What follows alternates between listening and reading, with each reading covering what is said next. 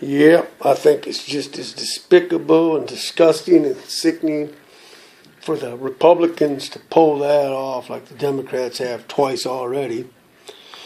Running a candidate for office without any previous military experience, without any previous prior military service whatsoever. The Democrats pulled it twice, and, Bill Clinton and Barack Obama. Well, now the Republicans want to do what the Democrats did. They've seen the Democrats got away with it, so obviously they don't mind sticking up 5 candidates up there on the platform, with none of them having any military prior service that I know of. At least that's what they said tonight on the debate, that there wasn't any one of them 5 up there that had any previous military experience. You see, a commander-in-chief is a man that has humbled himself and took commands. He learned how to take commands. Okay? He subjected himself. In order to be a commander-in-chief, you've got to know how to be commanded. You've got to sit there and listen and shut up. Now, none of these men up there know how to sit there and shut up long enough. They interject over the top of one another. It's a big joke. They have no discipline when it comes to that because they haven't been made subject to have to be commanded. They haven't been in the military to be commanded.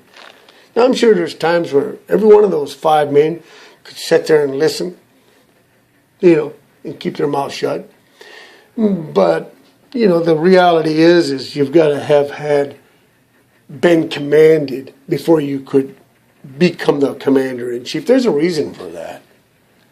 I'm not Mr. Military, but I do have an honorable discharge, by the way. But I'm not Mr. Military. I don't know all the answers. This ain't all the answers, but this is just one of the many answers that need to be answered. I don't have all the answers. But there's a reason for that. No man should become president without having been in military service because, well, for one, you learn disciplines in the military that you don't learn in civilian life. Okay? And I'm not Mr. Disciplined and Mr. Big-time military man, but I do understand the basics of it. This is why they put you through basic training. The Marines call it boot camp, but it's basic training because it covers the basics.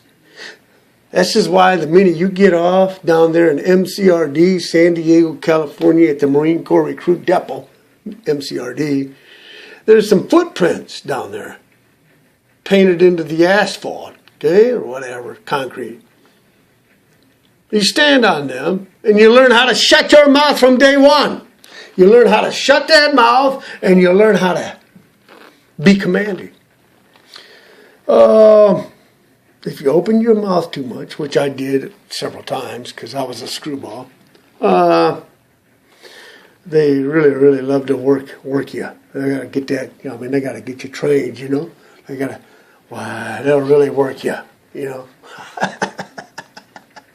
And so the whole point is from day one, you shut that mouth. And they scream in your face from day one. And you will learn how to be screamed at.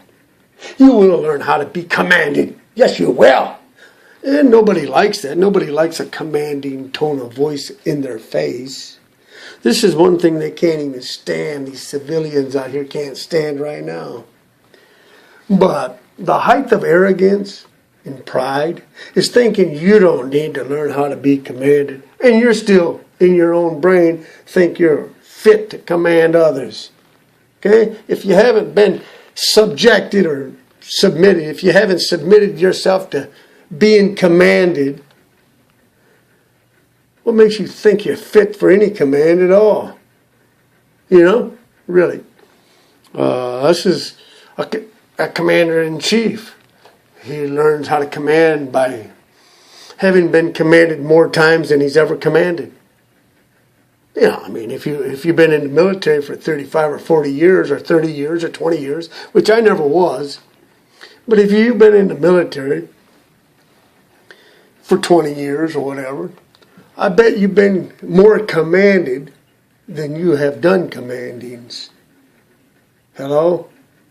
I bet they've commanded you to do this and that. I bet there's been more times that you've had to just do what they said do. You know, follow their command. Be commanded. I bet there's more times that you've been commanded, than you've ever put out commands. Okay, that you've ever commanded. So this is what makes a good commander-in-chief. Somebody that can sit there and be commanded and do it. Just do it. Get it done. Just do it. You've been commanded. You know how to be commanded. You've subjected to being commanded. But these candidates, they don't subject themselves to be commanded. They didn't get any military previous history. They didn't any service or whatever. And they think they're there to serve. The first thing about servanthood or serving is subjecting yourself to being commanded.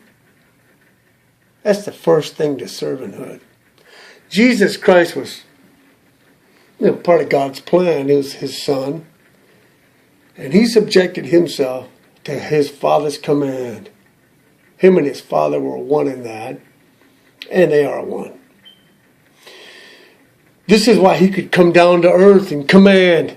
Because he had subjected himself to the Father's command. This is what makes a commander-in-chief. I don't know if you understand it out there, Mr. and Mrs. Civilian Democratic Republican. You that work together on this now. I guess you're working together. It looks like it. You see, the Democrats got away with running a